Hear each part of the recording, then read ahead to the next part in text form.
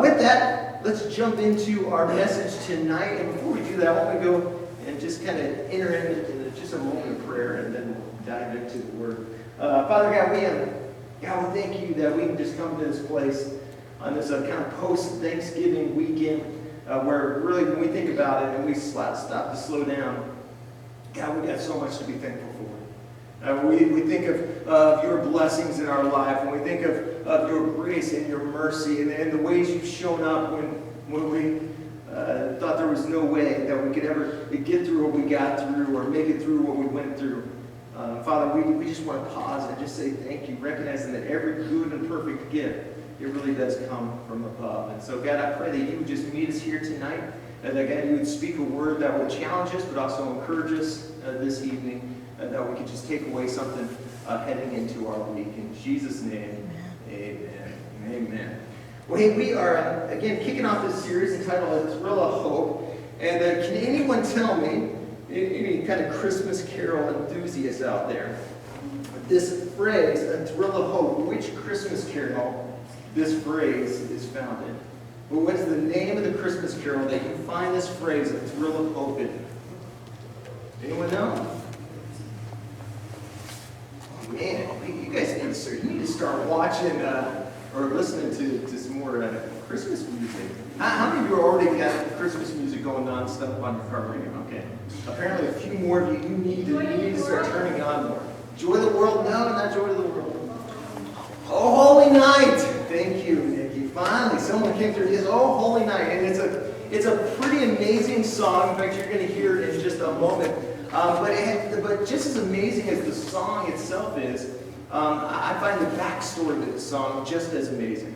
As this song was initially a poem that was written in 1847, and it was written by a guy by the name of Placide Capon, who was a French wine merchant. And get this, a fun fact, he was an atheist as well.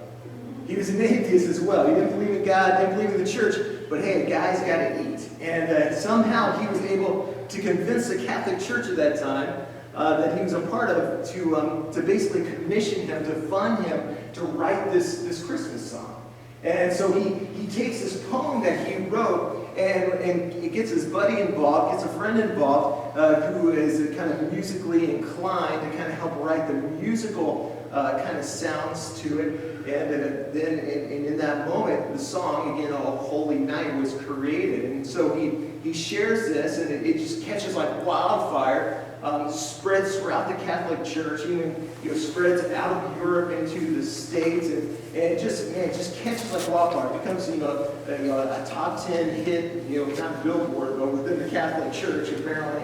And that was all the way up until the point, like, they found out who actually wrote the song. Like, they found out that he was an atheist, found out that he was really struggling in his faith. And by the time the Catholic Church realized who wrote the song and tried to kind of, extinguish it, tried to get rid of it, it had already, by that time, already gained such popularity that they couldn't do anything about it. Now, fast forward 60 years later, and there's a scientist by the name of Reginald Fessenden. And it's the year 1906, and he's been experimenting with sound waves. As at this point, the only way you could communicate kind of long distance was basically through Morse code. Little beeping sounds that you kind of hit all the time. And just in case you didn't know, in fact, you just kind of acted out a little more. Anyone know Morse code? Well, all right, sorry. It's just acting out. You get a little beeping noise there. And that was the way you communicated, the long distances. Up until Reginald Fessenden, playing around with some kind of a makeshift generator in his garage, figured out a way of combining two frequencies that he could actually transmit voice over radio. And so somehow he gets in contact with kind of the U.S. Navy and actually gets them to kind of partner with him in really trying this thing out, testing this thing out. And so the U.S. Navy gets a message out to all of its ships at sea to basically turn their radio on. Now they're expecting that what they're going to hear on the radio is Morse code, a message in Morse code. But what they hear instead is the first ever voice over the airwaves. In fact, this was in 1906, AM radio was invented. It was invented in the first radio wave, the first kind of voice-over way was actually created on Christmas Eve.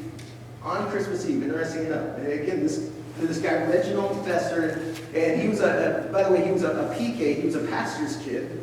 And so being Christmas Eve, he asked his wife to grab the Bible and actually share a passage of scripture to these sailors, as he's making this very first broadcast of voice over the radio. And of course, she freaks out at just even the thought of it. And so she runs out of the room. And of course, another fun fact, it's the first awkward silence in radio history is that moment as well on Christmas Eve. But he takes his Bible and he proceeds to open it up and he begins to read from Luke 2, and he starts to read the Christmas story. And he begins at the very beginning. He says, in those days, Caesar Augustus issued a decree that census should be taken of the entire Roman world, and proceeds to share the entire Christmas story. And then he pulls out his violin and he starts to play this song. This song, "O Holy Night." And just in case you're unfamiliar with the song, I thought we'd share a little video to kind of jar the memory, I guess, of what this song sounds like. So check this out.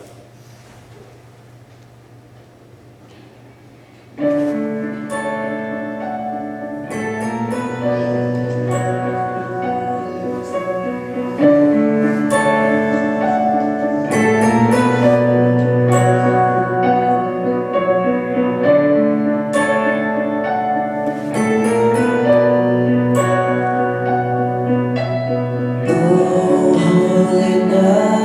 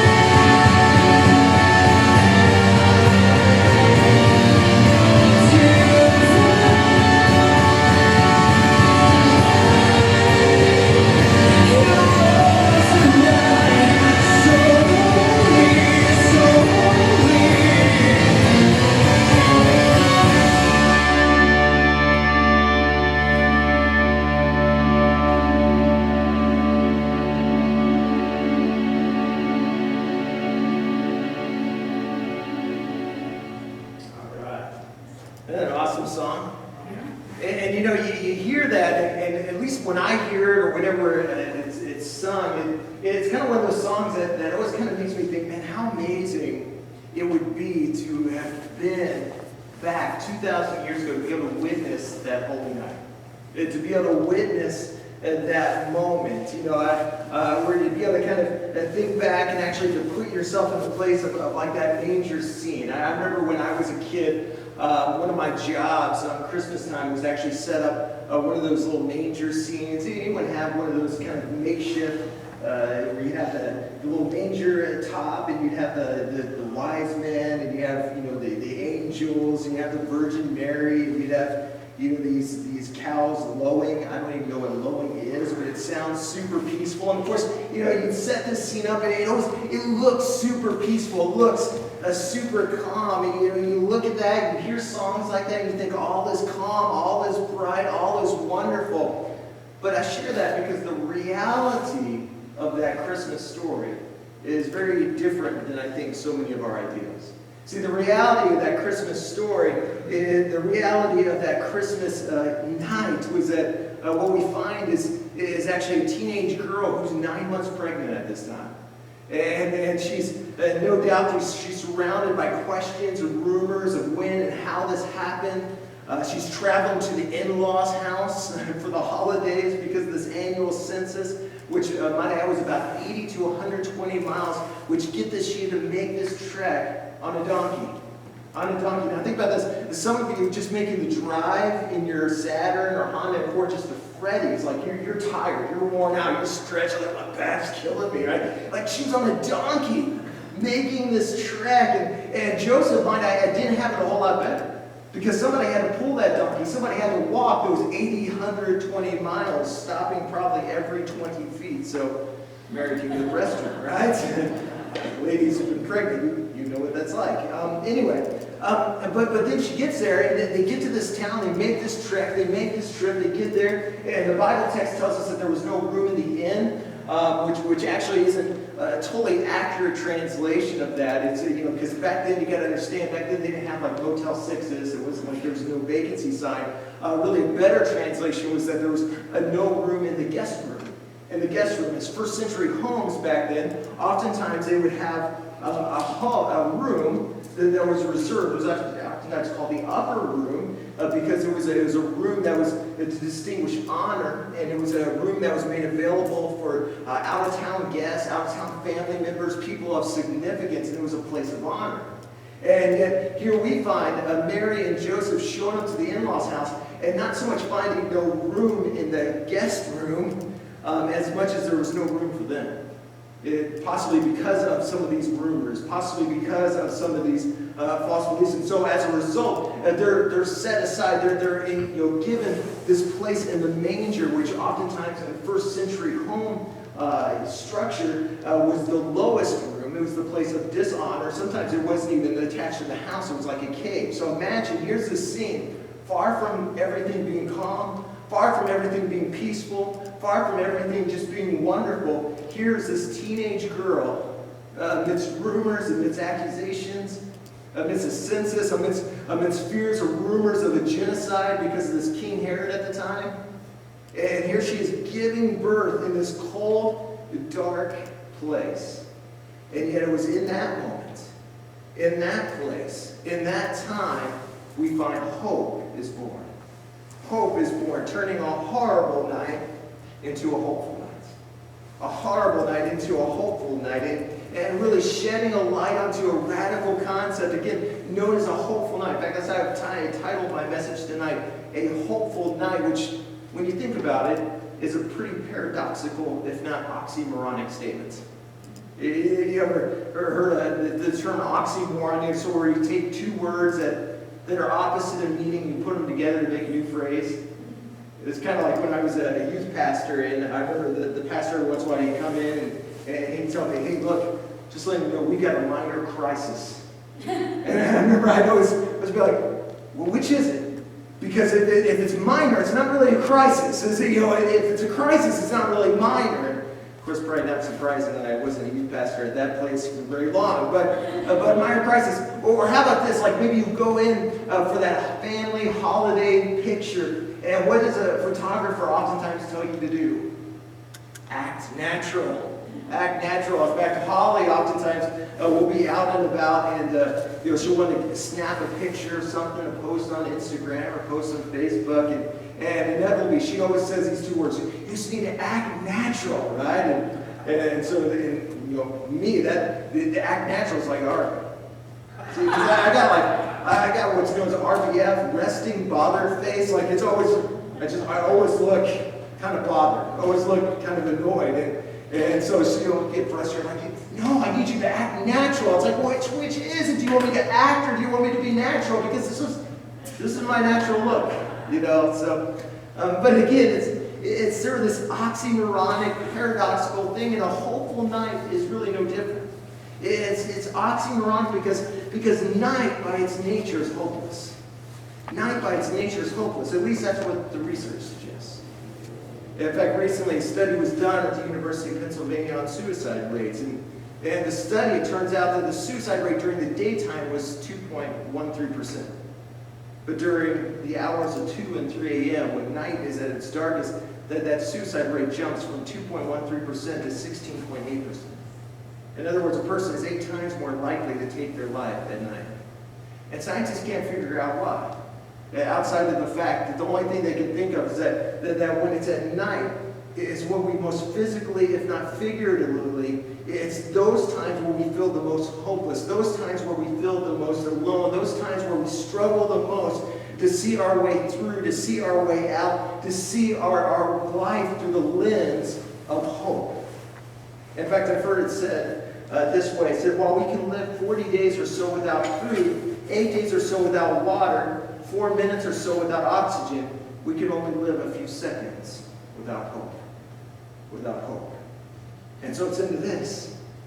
It's into this dark night, this gloomy night, this cold night, that hope is born. That hope is born. But listen, it's not just born in the dark of the night. We also find it being born in the fatigue of night as well.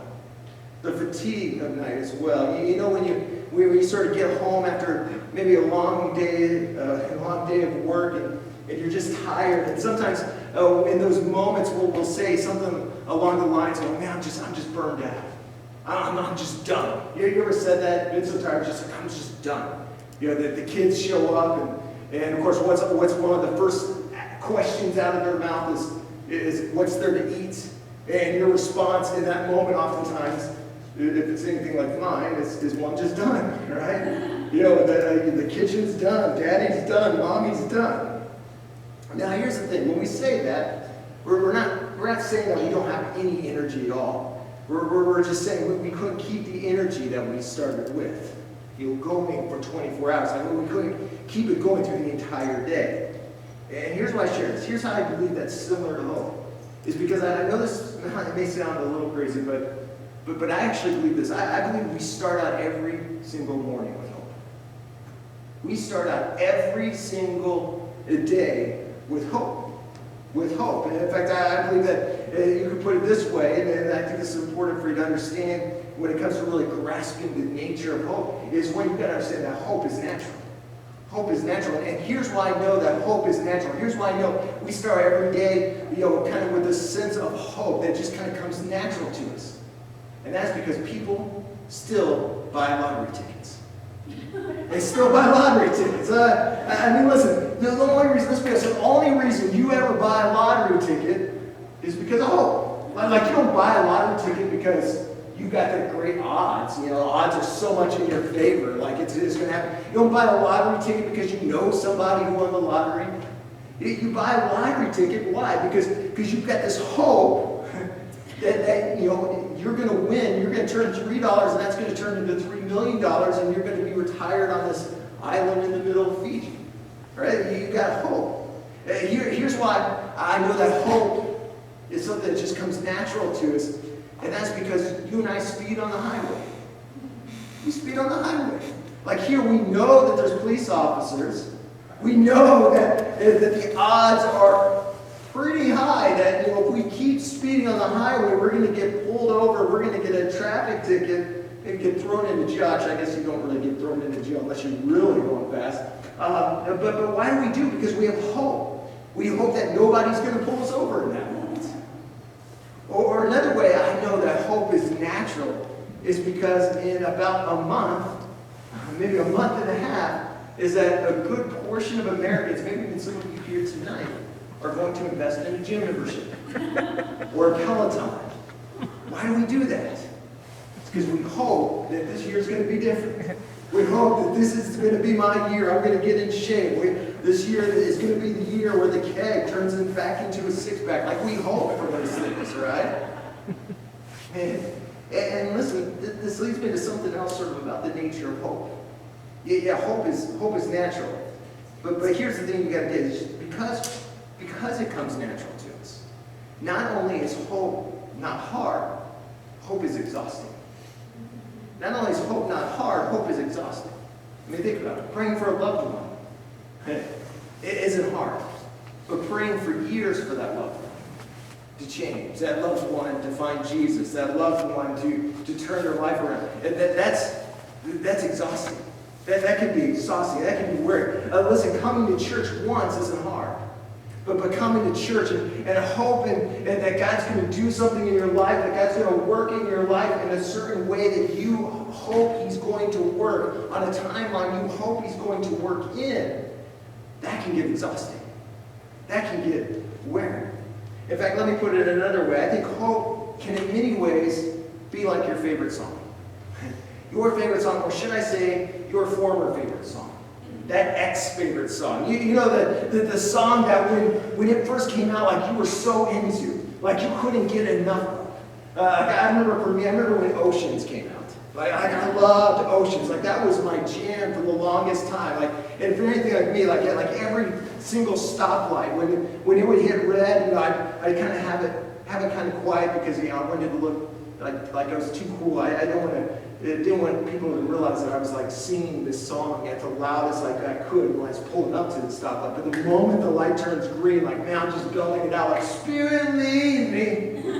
I'm like just going out, just singing this song, and belting it out. But an interesting thing about this song, though, while for the moment it did something for me, for the moment it encouraged me, for the moment it was my jam, there's something that happened. That over time, I found that it didn't do it for me like it used to. Over time, I found that it just didn't have the same impact, right? And in fact, growing up, we would call this song tired. It got tired, or it got played out. When you sort of play something so long. And listen, I share that because I wonder if there's not some of you maybe here tonight that you've been hoping for some things. You've got a hope track in your mind. You're hoping for something to be different with your job. You're hoping for something to be different come the new year. You're hoping for something to change in the life of a loved one, in a relationship situation you're at. And if you're honest, that hope track's getting played out. That hope track is getting tired. That hope is feeling like you're getting to the end where it's like, man, I'm feeling exhausted. And listen, my hope for you today is that you would rediscover a thrill of hope. Rediscover a thrill of hope. And listen, in fact, I love the words of Placide Cappeau when he wrote that line and really coined that phrase where he said that a weary world rejoices. This hope that he's talking about, this hope that can be found even in our weariness, even in our exhaustion. It's a different kind of hope. And really to unpack this hope, to really discover, in many cases rediscover the thrill of hope, actually kind of leads us to the passage that we're going to kind of camp on for the rest of our time tonight. And we find it in the book of Lamentations. And Lamentations, speaking of a song that had to have felt like it was getting played out, Lamentations is that song. And in fact, this entire book of Lamentations, you could make the argument it's actually the very first recorded country song in history. Because you got to understand, Lamentations, and actually a lament literally just means, it literally meant book of crime. Book of crime. This was a book that was written in the year 586 BC. It was written by the prophet Jeremiah, and it was written in response to this seemingly hopeless season in the lives of the people of God. This season where they've lost their home, they've lost their church as the temple of God was laid in ruins. They've lost their families, they've lost their wife, they've lost their kids, they've lost their dog, they lost a pickup truck. The last two I don't know about, but they lost so much. And so he starts sharing this, and so he records this book of the Bible, which, interesting enough, is actually not a book, but really 5 poems. It's really 5 poems. And stick with me on this. See, each poem actually had 22 verses, and here's why this is significant. It's because there's actually 22 letters in the Hebrew alphabet. And so each verse actually started with the first letter of that alphabet. There was a pattern in this. And so kind of like you would, sometimes you read poems where they'll start with the first letter of our English alphabet. We'll start with A on with the first line, the second line will start with B, C, and so on. That's how these poems were structured. And so I share this because here we find this book, again, it's made up of 5 poems lamenting all that's been lost.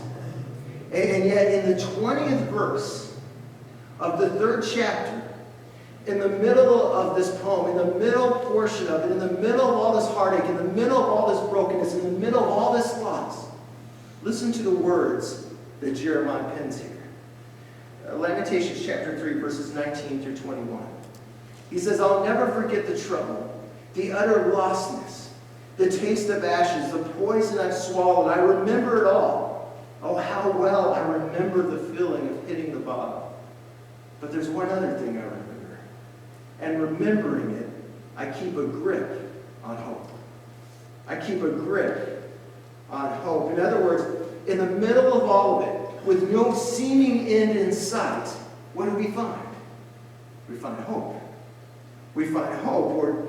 And in fact, this is part of the reason I share this is because this is actually where we start to see the difference between worldly hope, exhausting hope, wearing hope, disappointing hope, and biblical hope. Because really, biblical hope, when you get down to it, the kind of hope that God offers us has a way of showing up where it shouldn't. Has a way of showing up where it shouldn't, which might be why Placebo called it a thrill of hope. You ever been like on a roller coaster ride? And you start to kind of make that downward dip. Your nerves are building up as you're making the top of the hill, and then all of a sudden it just starts shooting down, and everything inside you, everything in your mind's telling you, listen, you're not going to make it through this. You're not going to survive this. You're not going to get through this. And yet there's this moment where it starts to come back up, and there's this thrill. You find a thrill where it shouldn't be a thrill. You can find a hope where there shouldn't be hope. And listen, that's kind of what Jeremiah, I feel like, is really trying to get across here, what he's trying to share and really identifying and really defining the difference between godly hope and worldly hope is that godly hope shows up where it shouldn't. Like it shouldn't show up in the middle of all these tears, in the middle of all this heartache, in the middle of all this brokenness, in the middle of all this loss. And yet the thrill of hope, the kind of hope God offers, is even in the midst of our pain, even in the midst of our heartache, even in the midst of our hurt. There's a hope. There's a kind of hope that can get your gears moving again. There's a kind of hope that can breathe life back into your bones. There's a kind of hope that can do more for your energy level than a peppermint mocha with a double shot of espresso. There's a kind of hope that God offers us through this relationship with Jesus, as we're going to discover, that where even when I can't see how this is going to end, I can trust that with God it won't end here. It won't end in these tears. It won't end in this darkness. It won't end in this brokenness. It shows up where it should. There's a family, there's some friends of ours down in Newport who I got a call a couple days ago. They're going through one of the most horrific tragedies I can possibly imagine. And I'm just kind of, so I gave them a call and talked with them, going to pray with them. And I'll be honest, when I called them, I'm kind of expecting the worst. I'm expecting this incredibly hopeless situation. And on the surface, on paper, it does seem hopeless. It's tragic.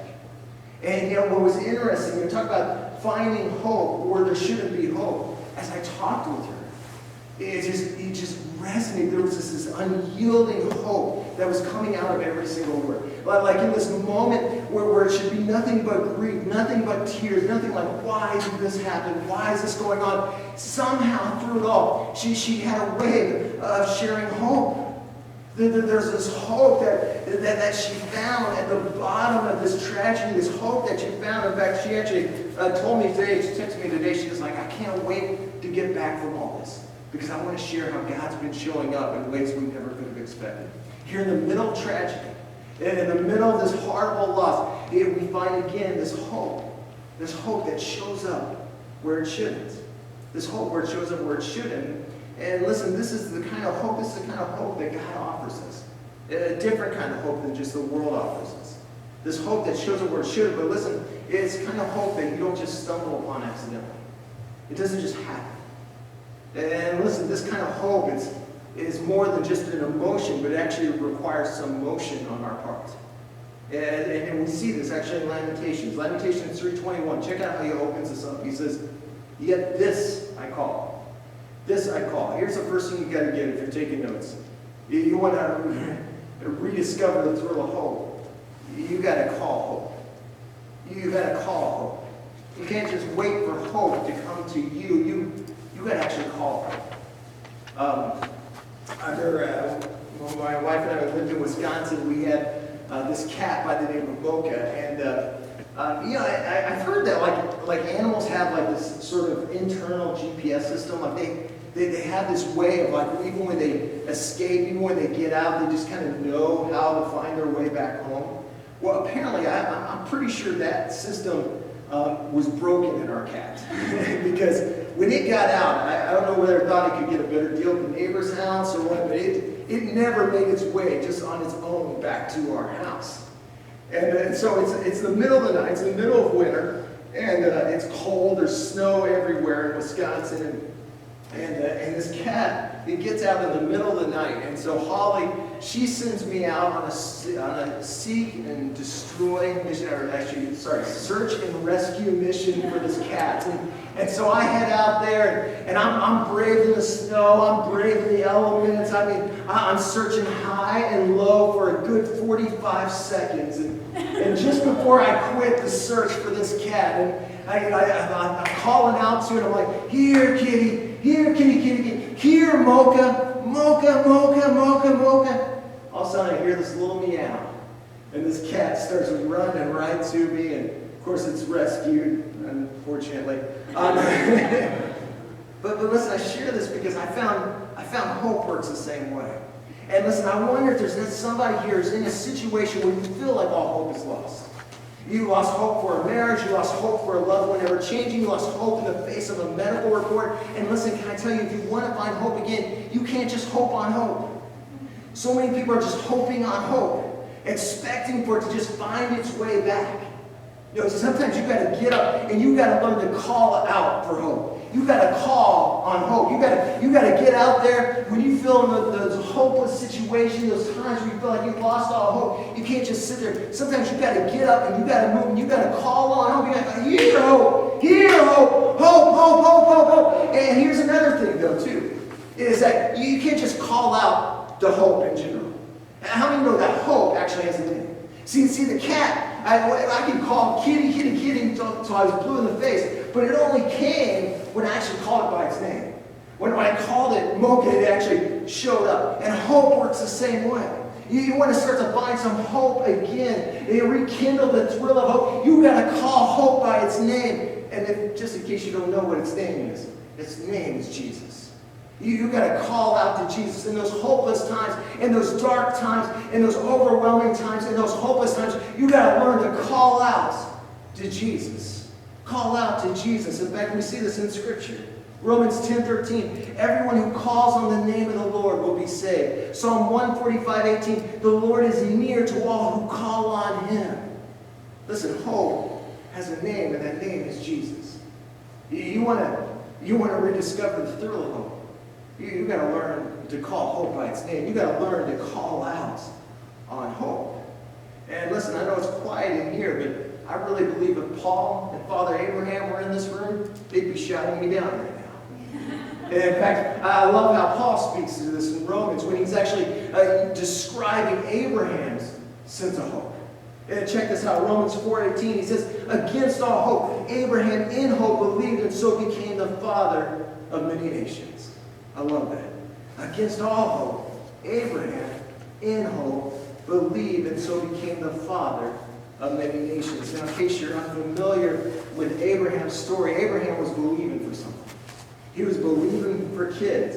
He was hoping for kids. The problem is that Abraham was about 100 years old, and he had some stuff that wasn't working anymore. On top of that, his wife Sarah wasn't a spring chicken either. She had some stuff that wasn't working anymore either as well. And yet, instead of hoping for, Abraham does something significant. It's something that listen, you want to rediscover the thrill of hope, you got to do too. He shifts from simply hoping for something, but he shifts his focus to hoping in someone.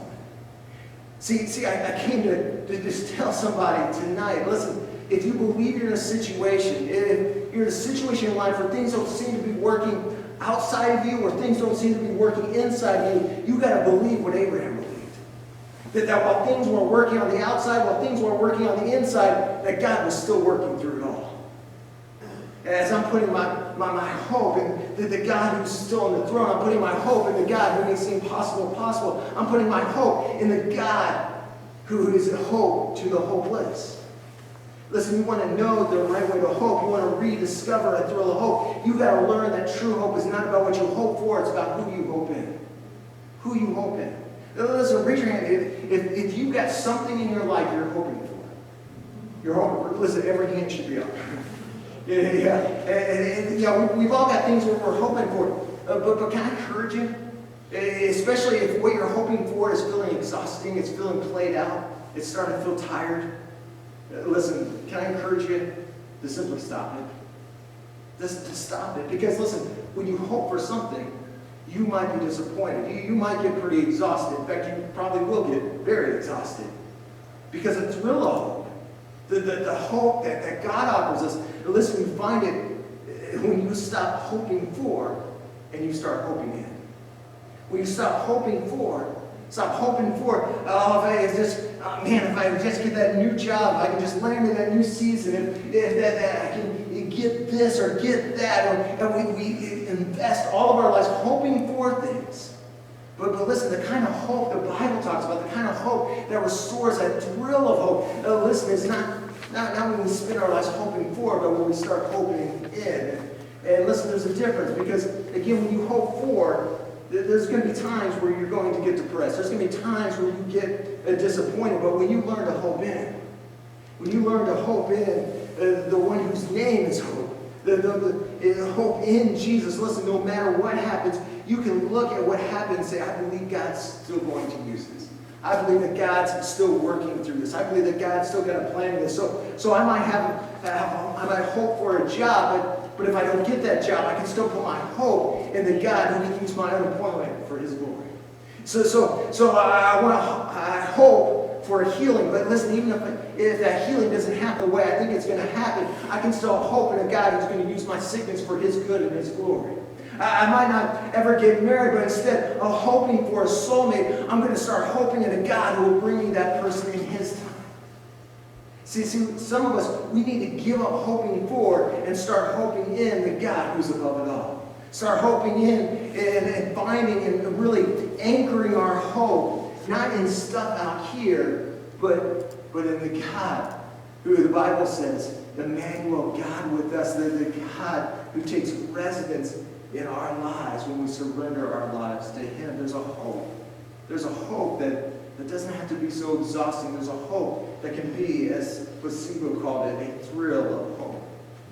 And yet, here's the other thing, though. And we find it in Lamentations 2:21. It says, yet this I call to mind, and therefore I have hope. Now, the actual Hebrew phrase here is therefore I have yakal. And the reason I bring that up is it's interesting because that word yakal, the English equivalent for the word actually isn't hope. Actually isn't hope. Now don't get me wrong, I'm not saying that somehow the translators got this wrong. In its context, hope is the proper word here in the translation. But see, it's not that hope isn't the word that's supposed to be used here. It's that hope doesn't mean today what hope meant then.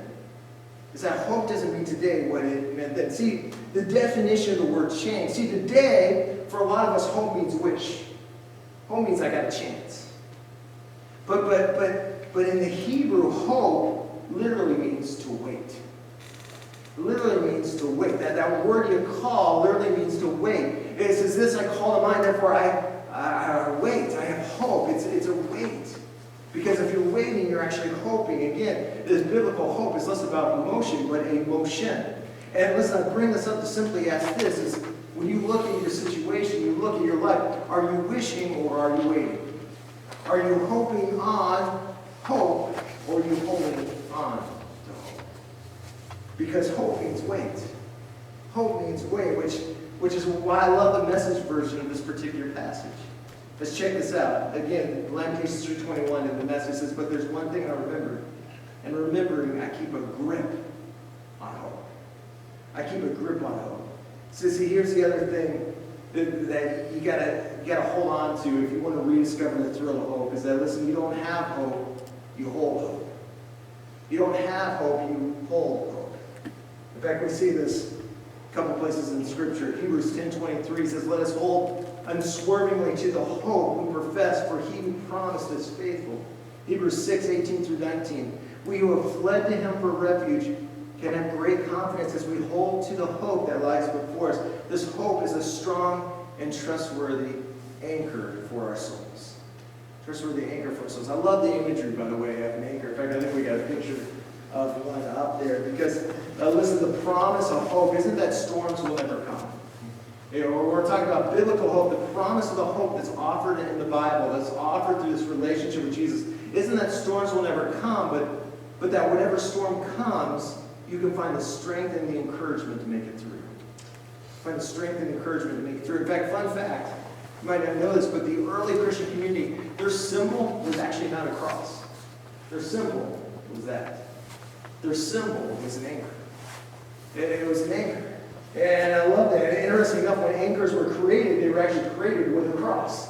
And that cross was not accidental. It was purposely designed that way to sort of remind sailors that Christ is their hope. To, again, not just hope for, but to put your hope in. The one that can pull us through. The one that can get us out. The one who can save us, rescue us, deliver us. The one who our strength and our hope is really in. And listen, I share that with you because what I love about anchor, it's great, it's awesome, it's effective. It can weather the storm. But something you got to get, though, is that an anchor by itself won't do the job. An anchor by itself won't do the job. If I throw an anchor over my boat, but the anchor isn't attached to something, when the storm comes, what's going to happen? I'm going to get tossed around. I'm going to get overwhelmed. I'm going to, in many cases, sink. See, I appreciate the anchor. The anchor is strong, the anchor is powerful, but hear me on this. You've got to understand that hope has a rope. Hope has a rope, and if you don't hold on to the rope, the anchor, doesn't matter how heavy or how strong it is, it will seem to fail you. When the storms come, when the waves come, if you don't hold on to that rope, it will seem to fail you. And I share this because there's a lot of people who say they hope in Jesus, but they're not holding on to the rope. Not holding on to the rope. And I just kind of wanted to actually illustrate this a little bit. And so, Mike, I know you weren't planning on this, but I'm going to use you to be my anchor. So Mike is our anchor. And Randy, why don't you come up here? I'm going to... So hold this. Hold it tight. I haven't tried this illustration. We'll see if it works or not. But let's see if I do this tomorrow or not. You're the anchor. Randy, you're going to be hopeless. Now, this is just an illustration. You're obviously not that. But you're going to stand right here, and you're going to face me, and you're basically the storm waves. You're the storm waves. So I've got this rope. I'm holding on to my anchor. And so what I want you to do is every storm wave, I'm going to share some storm wave scenarios. So like when the storm of maybe losing a job hits you, you're going to push me. Okay. Now don't push me too hard. I want to give it a try. So, okay.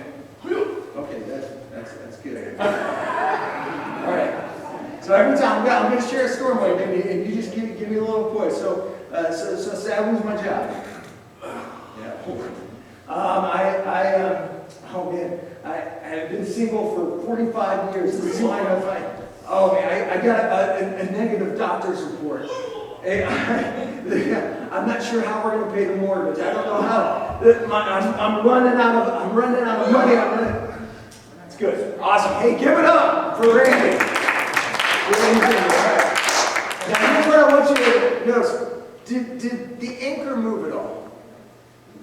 Yeah, the anchor didn't move at all. Did I move? Yes, I moved a lot, right? Give it up for our anchor over here. Look, here's why I share this, is because, listen, the anchor, even when the storm waves come, even in those hopeless situations, when the clouds get dark and it seems overwhelming, listen, even when I move, even when things toss me around, listen, when I hold on to the rope, I can trust that what I'm holding on, what I'm connected to, doesn't move at all. See, God is, even in those storms, even in those hard times, even those hopeless times, He's still just as strong. He's still just as anchored. He is a rock. He is an anchor. He is not moving. He is not changing. His promises are still true. And listen, here's where I share this, is because, listen, I wonder if the key to some of our deliverance is not a question of Jesus' ability to pull you through, but your ability to hold on. Your ability to hold on. Because, again, Jesus has got this. He is strong. He is immovable. He is an anchor. The question is, can you hold on long enough to see your miracle come to fruition? Can you hold on long enough to find the sun rising again the next day on your life? See, it's not if He's going anywhere. It's not if Jesus moves. Jesus doesn't move at all in your situation. But the question for some of us is, did you move? Are you still holding on to the rope? Are you still clinging to hope? Hope has a rope. And let me tell you something the devil does not want you to know, is that if you hold on long enough, you'll experience this new and glorious morn that Sibo talks about. Or and how, like how Jeremiah puts it in Lamentations 3:23-24, he says, the mercies of the Lord are new every morning. Great is your faithfulness. I say to myself, the Lord is my portion. Therefore, I will wait for Him. You got to hold on to Him. You got to hold on to Him. When the storm waves start tossing and turning, you got to hold on. Because the truth is, the darkness does not last forever. I know the enemy would love to convince you that you're never going to get out of this job situation, that your relationship's never going to get better, that your finances are never going to find help and provision. You're never going to make it through what you're going through. But listen, I'm telling you, if you'll hold on to the hope, if you'll hold on to the rope, listen, I'm telling you, the promise of God is that the sun will rise again. In fact, another place in Scripture says joy comes in the morning. And I've shared this before, but notice how it says it. It says joy comes in the morning. It doesn't say joy is going to come tomorrow morning.